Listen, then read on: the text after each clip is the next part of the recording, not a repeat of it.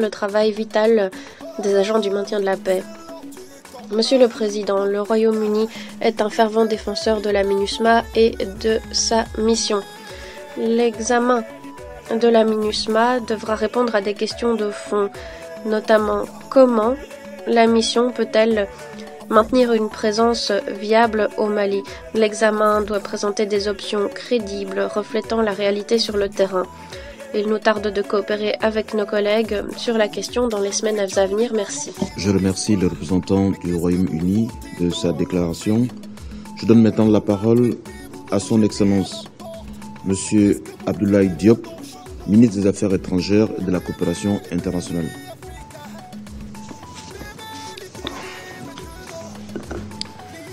Merci beaucoup, Monsieur le Président. Monsieur le Président, chers frères, la délégation du Mali vous adresse ses chaleureuses félicitations pour l'accession de votre pays, le Gabon, un grand ami du Mali, à la présidence du Conseil de sécurité des Nations Unies pour ce mois d'octobre. Et je voudrais vous assurer de notre entière disponibilité à œuvrer avec vous pour la réussite de votre mandat. Je voudrais aussi, avec votre permission, saluer et remercier tous les membres du Conseil qui ont exprimé des mots aimables à mon endroit et à l'endroit de mon pays. Mesdames et messieurs les membres du Conseil de sécurité, nous nous réunissons à un moment où une lâche attaque terroriste à l'engin explosif improvisé a coûté hier lundi 17 octobre la vie à 4 casques bleus tchadiens et en a blessé 3 autres.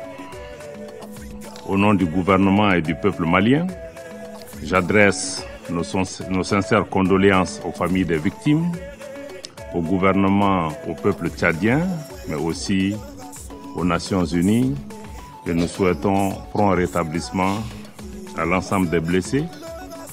Je voudrais aussi, en disant cela, condamner sans aucune réserve cet acte barbare qui ne fait que renforcer notre détermination commune à poursuivre la lutte contre le terrorisme. Je voudrais aussi associer à cela les milliers de victimes de soldats maliens, mais aussi de populations civiles maliennes qui continuent aussi à payer un lourd tribut à cette insécurité depuis plus d'une décennie. Mesdames et messieurs les membres du Conseil, le gouvernement du Mali prend note du rapport du secrétaire général sous examen et remercie mon frère M. El-Khassim Wan, représentant spécial du secrétaire général pour le Mali et chef de la MINUSMA, pour sa présentation ainsi que les mises à jour depuis sa publication. Les observations détaillées du gouvernement ont été communiquées aux membres du Conseil dans un mémorandum. Je voudrais à présent réagir en réponse à quelques passages du rapport et à vos commentaires que j'ai écoutés naturellement avec une grande attention. Sur le plan politique, des progrès importants ont été réalisés pendant la période sous examen pour un retour apaisé et sécurisé à l'ordre constitutionnel. Toutes ces actions ont été menées en étroite coopération avec la CEDEAO, notre organisation sous-régionale. En effet, le gouvernement du Mali a procédé à l'adoption d'un chronogramme pour les réformes politiques et électorales, y compris le calendrier des élections, dans le cadre de la nouvelle loi électorale qui a été adoptée par consensus au niveau du Conseil national de la transition. Cette nouvelle loi électorale prévoit notamment, c'est une nouveauté, la création et la mise en place de l'autorité indépendante de gestion des élections, dont les 15 membres ont été nommés seulement ce 12 octobre dernier. Les Nations Unies, l'Union africaine et la CEDEAO participent à toutes les rencontres de la Commission de suivi des réformes politiques et électorales, dont la dernière s'est tenue le 13 octobre sous la présidence du Premier ministre par intérim de la République du Mali. Poursuivant cette dynamique d'inclusivité et de consensus chère à son Excellence le colonel Assimi Goïta, président de la transition, chef de l'État du Mali, des dispositions sont en cours en vue de l'augmentation du nombre de sièges des membres du Conseil national de transition, organe législatif de la transition. Ces mesures s'inscrivent dans le cadre d'un vaste chantier de réforme en cours d'exécution et indispensable à la refondation de notre État, qui comprend la remise le 11 octobre au président de la transition de l'avant-projet de la nouvelle constitution malienne, élaborée à l'issue d'une démarche consensuelle, mais aussi de large concertation de l'ensemble des forces vives du pays. Ce projet de loi fondamentale prend en charge les aspirations profondes des Maliennes et des Maliens, telles que cela a été exprimé lors des assises nationales de la refondation. Sur la mise en œuvre de l'accord pour la paix et la réconciliation issu du processus d'Alger, je ne me lasserai jamais de souligner que le gouvernement reste totalement engagé dans sa mise en œuvre diligente et intelligente pour une stabilité durable au Mali. À cet égard, je me félicite de la tenue de la réunion de haut niveau décisionnelle au mois d'août dernier, qui elle-même a été suivie de la 6e réunion de haut niveau du comité de suivi de l'accord le 2 septembre à Bamako. Et toutes ces rencontres ont permis de lever certains obstacles à la mise en œuvre de l'accord. Plus récemment, la 46e session du comité de suivi de l'accord s'est tenue le 11 octobre et a permis aux parties maliennes de renouveler leurs engagements pour une paix durable. Je voudrais à ce sujet saluer la forte implication de la médiation internationale sous la direction de l'Algérie et saluer tous les membres de la médiation internationale qui nous accompagnent. Comme vous le savez, au titre du processus de désarmement, démobilisation et réintégration, les parties maliennes ont convenu de l'intégration de 26 000 ex-combattants d'ici 2024. Je me félicite par ailleurs d'une participation de plus en plus active et significative des femmes et des jeunes au processus de paix. Parallèlement, le gouvernement du Mali œuvre constamment à la promotion de la paix et du vivre ensemble. En témoigne la première édition de la Semaine de la réconciliation nationale qui s'est tenue au mois dernier sur l'ensemble du territoire national, mais également au niveau de la diaspora malienne. Monsieur le Président, à l'instar du secrétaire général, vous avez été nombreux à manifester votre préoccupation relative à la situation sécuritaire. J'en ai pris bonne note et je partage beaucoup de préoccupations qui ont été exprimées autour de cette table. Le rapport sous examen, cependant, aurait gagné, Monsieur le Président, en objectivité s'il informait davantage sur les efforts et les progrès réalisés par le gouvernement dans le cadre de la sécurisation du territoire national et aussi de la protection des populations civiles. Depuis le mois de décembre 2021, les forces de défense et de sécurité du Mali ont lancé des grandes opérations militaires qui ont permis de détruire d'importants sanctuaires terroristes, d'opérer des saisies importantes d'armes, de munitions et de matériel de guerre, de libérer plusieurs localités et de favoriser le retour de personnes déplacées dans leur foyer. Cette montée en puissance des forces de défense et de sécurité est une réalité tangible, fortement appréciée par les populations. Le gouvernement reste déterminé à prévenir et à contrer les attaques indiscriminées ou les représailles contre les populations civiles, malheureusement. En outre, le gouvernement s'est doté d'une stratégie intégrée pour le centre, comme cela a été rappelé par beaucoup d'intervenants. Donc cette stratégie pour le centre qui comprend, en plus des aspects purement sécuritaires, des approches politiques et de développement économique, social et culturel.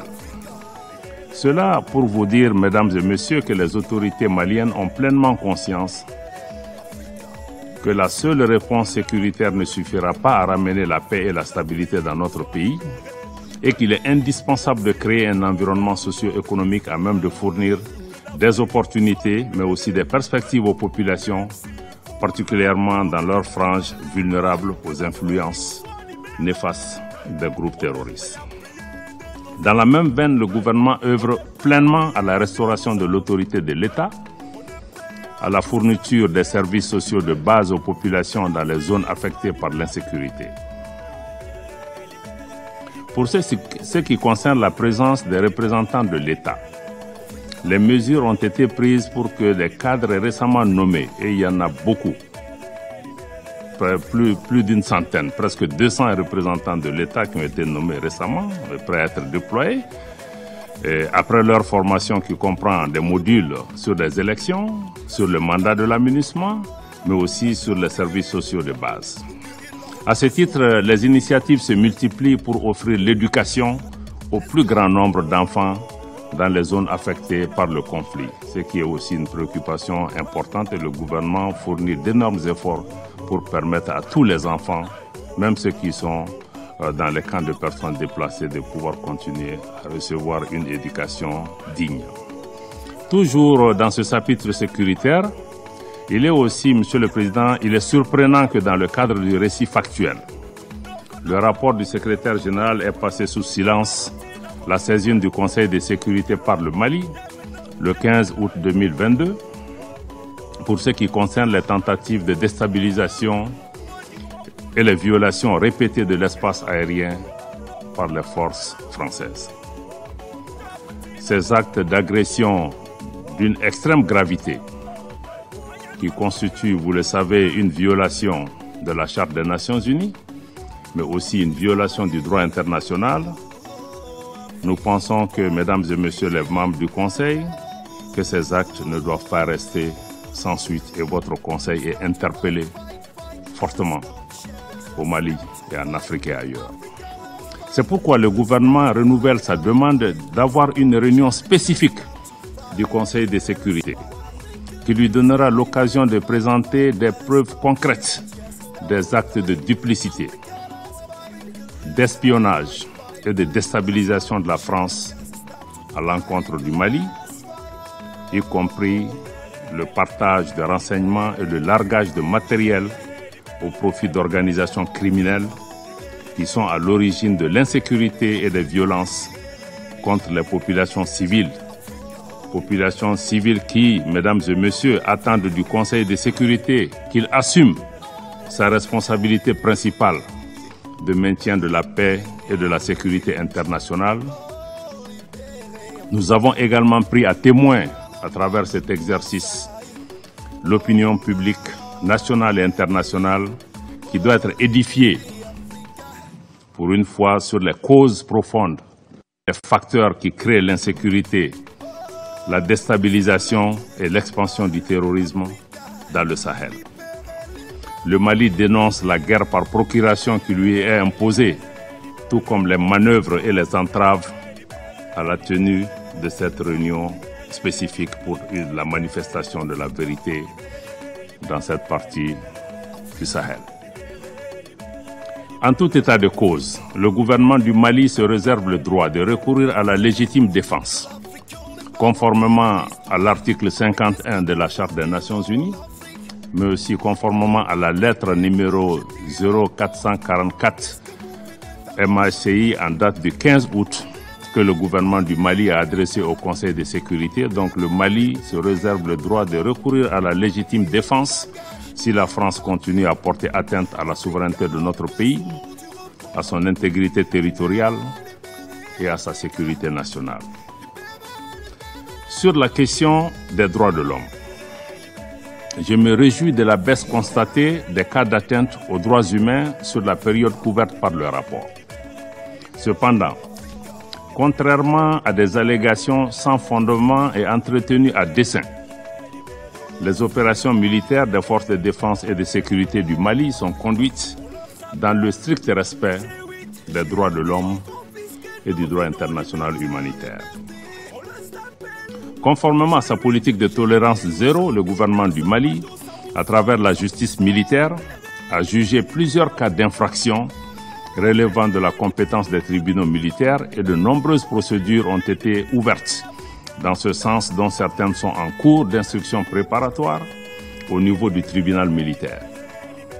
S'ajoutent notamment à ces mesures les enquêtes ouvertes pour la recherche de la vérité ainsi que la relecture du code pénal, du code de procédure pénale et du code de la justice militaire pour prendre en charge ces situations. Je salue ici l'appui de la MINUSMA dans le cadre de la tenue de la deuxième audience du tribunal militaire de Mopti et de 3 autres audiences au niveau de la juridiction de Douenza, ainsi que sa contribution à l'amélioration des conditions de détention et de sécurité dans certaines prisons au centre du pays. Je dois dire en outre que la justice a ses propres exigences, lesquelles commandent que les allégations contenues dans le rapport, qui ne sont pas paroles d'évangile, soient étayées par des preuves objectives, ou tout au moins qu'elles soient fondées en leurs principes, ce qui n'est pas toujours établi dans le rapport. Cependant, je le redis avec force, le gouvernement du Mali reste fermement opposé à l'instrumentalisation et à la politisation de la question des droits de l'homme à des fins de déstabilisation, d'intimidation ou de chantage. Au demeurant, il est tout aussi regrettable de constater que certains mécanismes des Nations Unies, mis en place soi-disant pour aider les pays en crise, fassent l'objet des mêmes instrumentalisations par des influences extérieures. Dans ce chapitre, le gouvernement du Mali constate avec regret que le groupe d'experts des Nations Unies sur les sanctions concernant le Mali, créé par la résolution 2374-2017, outrepasse de plus en plus son mandat, tant dans la substance des événements examinés que dans sa zone d'opération, qui est exclusivement limitée aux régions du nord de notre pays qui sont concernées par la mise en œuvre de l'accord. Le gouvernement a toujours coopéré et de bonne foi avec les mécanismes relatifs au régime des sanctions, notamment le comité des sanctions, avec lequel nous entretenons une bonne relation. Toutefois, nous envisageons de réévaluer notre coopération avec le groupe d'experts à l'aune du respect par celui-ci des termes précis de son mandat. Nous vous avons saisi par écrit le Conseil de sécurité par rapport à cette question. En ce qui concerne la situation humanitaire, le gouvernement du Mali reste très préoccupé par la situation précaire des réfugiés dans les pays voisins, que je remercie ici pour leur hospitalité à l'égard des nôtres. Le gouvernement reste également attentif au cas des milliers de personnes déplacées, y compris leurs enfants, dans le contexte de la rentrée scolaire. Nous sommes d'autant plus préoccupés que les fonds nécessaires aux besoins humanitaires, comme cela a été signalé tout à l'heure par le représentant spécial, ne sont mobilisés qu'à hauteur de 30%. Cependant, je veux donner cette assurance à nos compatriotes dans cette situation difficile.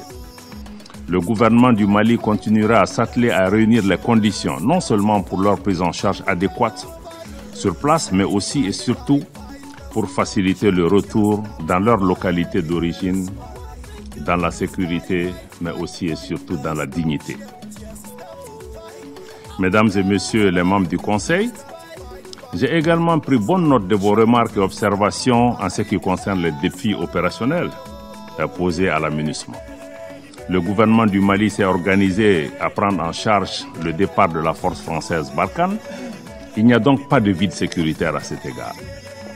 Nous invitons par conséquent la MINUSMA à pleinement coopérer avec la partie malienne en vue de l'efficacité de nos actions communes sur le terrain. Vous comprendrez ici, contrairement à ce qui est véhiculé, qu'il n'existe aucune volonté de restreindre les mouvements de la mission. Il y a plutôt de la part du gouvernement du Mali une volonté d'affirmer notre souveraineté sur notre territoire, une volonté de coordination, mais une volonté aussi de partenariat avec la mission tenant compte de ce contexte nouveau. Le gouvernement a été amené à prendre des mesures pour des considérations de sécurité nationale essentiellement. Suite à l'arrivée sans base légale, mesdames et messieurs, sans base légale de forces étrangères qui se présentaient sous la bannière des Nations Unies. Ce qui est profondément préoccupant et ceci doit interpeller votre Assemblée. La suspension des rotations qui s'en est suivie n'a été que temporaire. Elle a été immédiatement levée suite à la mise en place, comme le représentant du secrétaire général l'a dit avec moi, d'un cadre permanent de concertation de haut niveau entre le gouvernement et la MINUSMA, qui comprend pas moins de 7 membres du gouvernement, pour montrer notre engagement à travailler avec la mission pour trouver des solutions. Ce cadre a permis de régler les questions de rotation et ce cadre aussi qui est permanent permettra aussi d'apporter des solutions à d'autres difficultés qui se poseront à l'aménagement. En tout cas, nous serons toujours disponibles pour envisager ensemble des solutions. Dans la perspective de l'élaboration de la revue stratégique, le gouvernement du Mali affiche en priorité le recentrage de la mission sur les fondements de sa présence au Mali, notamment l'appui à la restauration de l'autorité de l'État sur l'ensemble du territoire, mais aussi une meilleure articulation du travail de la mission avec les autorités maliennes. Je crois que sur ce chapitre aussi du travail de la MINUSMA, je crois que le représentant de la France affirme que la MINUSMA est plus appréciée dans les régions reculées de notre pays. Je voudrais à cet égard lui rappeler la devise du Mali, un peuple, un but, une foi. Il n'y a pas des régions où des Maliens du Nord et des Maliens du Sud qu'on tenterait d'opposer les uns et les autres. Mais je crois que les sentiments que les Maliens expriment à l'égard de la mission à l'intérieur du pays n'ont d'autre vocation que d'encourager la mission à assumer pleinement son mandat, qui est celui de la restauration de l'autorité de l'État sur l'ensemble du territoire malien. Et je vais réitérer encore une fois dans ce micro que le Mali est pleinement engagé à coopérer avec la mission dans l'atteinte de son mandat et dans le plein respect de la souveraineté de notre pays. Monsieur le Président, certains membres du Conseil ont aussi évoqué le dossier de l'arrivée illégale et sans autorisation de militaires venus de la Côte d'Ivoire et lourdement armés, et qui a également suscité beaucoup de commentaires autour de cette table et même en dehors de cette salle. Je note avec regret que le rapport du secrétaire général malheureusement omet encore une fois de faire référence à la note verbale MINUSMA /PERT/NV/226/222 en date du 22 juillet, par laquelle la mission elle-même établit clairement qu'il n'y a pas de lien. Encore une fois, mesdames et messieurs de la Norvège, des A3 et de l'Albanie, il n'y a pas de lien entre la mission et les 49 soldats qui sont arrivés sur le territoire malien.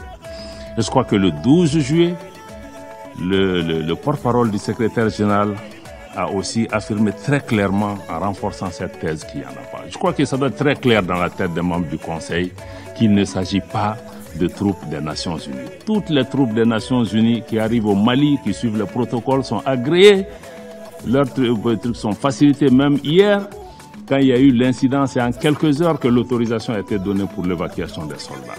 Donc je crois qu'il ne faut pas qu'on fasse d'amalgame à ce niveau. Donc la justice malienne est donc saisie de cette affaire, qui ne concerne pas les Nations Unies. Mais malgré les dysfonctionnements et les manquements qui ont été reconnus à la fois par les Nations Unies et la Côte d'Ivoire, le gouvernement du Mali s'est toujours dit ouvert à une solution politique, à une solution diplomatique, notamment à travers la médiation du président de la République togolaise, dans l'esprit des relations fraternelles et de bon voisinage qui ont toujours caractérisé le Mali et la Côte d'Ivoire. Nous sommes des pays frères avant tout. Cette médiation a déjà permis la libération, pour raisons humanitaires, de 3 soldats féminins.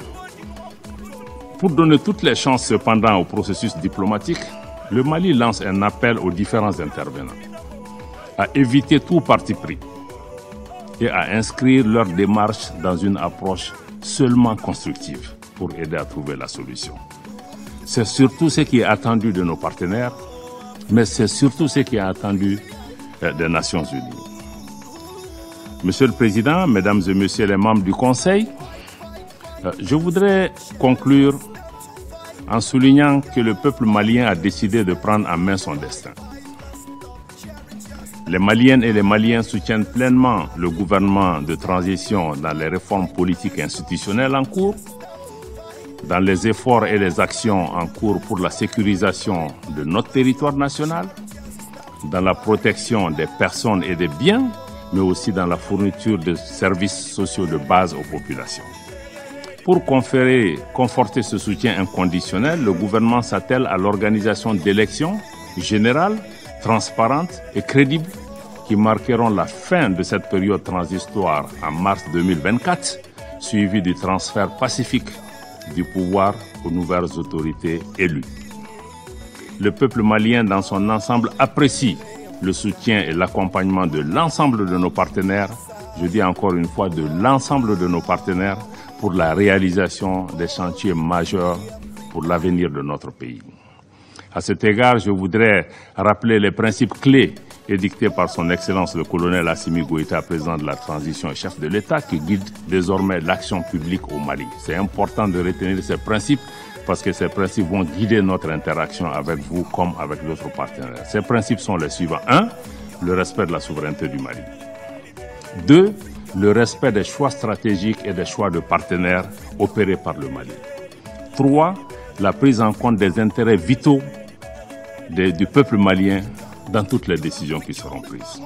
Je termine donc en renouvelant la reconnaissance du peuple et du gouvernement du Mali pour l'accompagnement constant des Nations Unies, mais aussi de l'ensemble des partenaires qui ont prêté la main à notre pays. Je voudrais enfin, Monsieur le Président, Mesdames, Messieurs les membres du Conseil, m'incliner devant la mémoire de toutes les victimes, civiles comme militaires, étrangères comme maliennes, tombées au champ d'honneur au Mali. En vous remerciant encore une fois de votre aimable attention. Je remercie Son Excellence M. Diop de sa déclaration. Le représentant de la France a demandé la parole pour faire une autre déclaration. Je lui donne la parole. Merci, Monsieur le Président. Je tiens à rétablir la vérité après les accusations mensongères et diffamatoires du gouvernement de transition malien, telles que contenues dans la lettre transmise au Conseil de sécurité le 15 août et répétée à l'instant devant ce Conseil par le ministre des Affaires étrangères du Mali. Je rappelle que le redéploiement de l'opération Barkhane en dehors du territoire malien s'est achevé le 15 août avec le départ du Mali du dernier soldat français. Le communiqué publié à cette occasion par la présidence de la République française a été transmis aux membres de ce Conseil. Cette manœuvre de redéploiement avait été décidée le 17 février dernier à la suite d'une concertation approfondie avec l'ensemble des partenaires engagés dans la lutte contre le terrorisme au Sahel. Elle reposait sur le constat que les conditions politiques et opérationnelles n'étaient plus réunies pour rester engagées au Mali. La France en avait rendu compte devant ce Conseil. Elle a toujours fait preuve de transparence à l'égard de la communauté internationale, et ce, depuis le début de son intervention militaire au Mali en 2013, intervention qui reposait sur une demande des autorités maliennes. Dans ce contexte, je regrette profondément les accusations graves et infondées portées contre la France de manière répétée par les autorités de transition maliennes.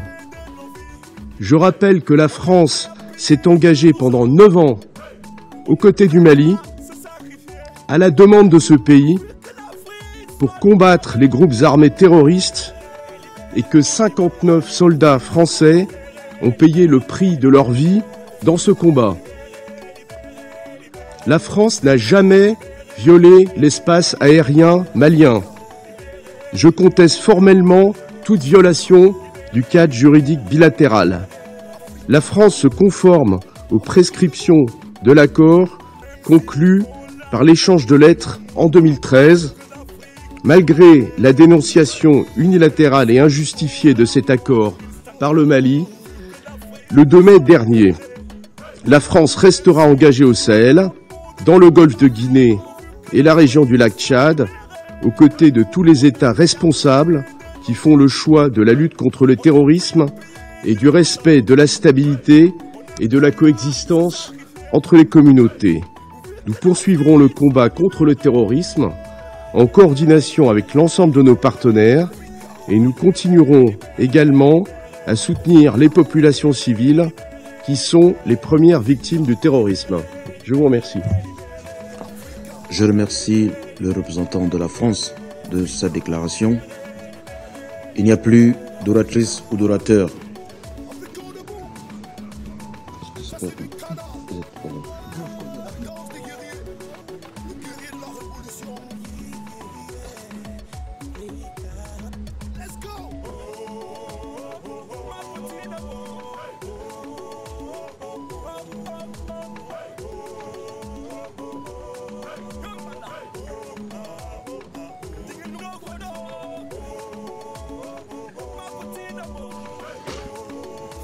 Son Excellence, Monsieur le ministre, Monsieur Abdoulaye Diop, ministre des Affaires étrangères de la coopération internationale du Mali, a demandé la parole pour faire une haute déclaration.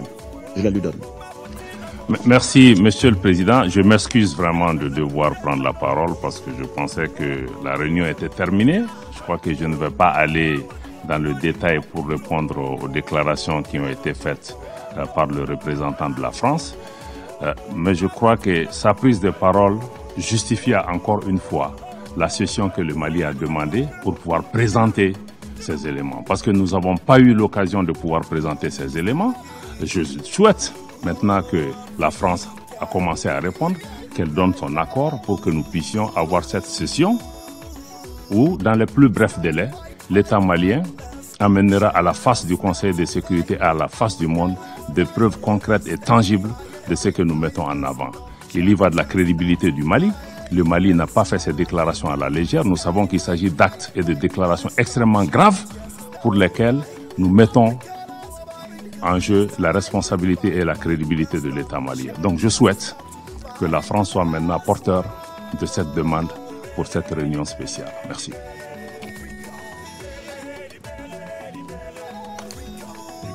Il n'y a plus.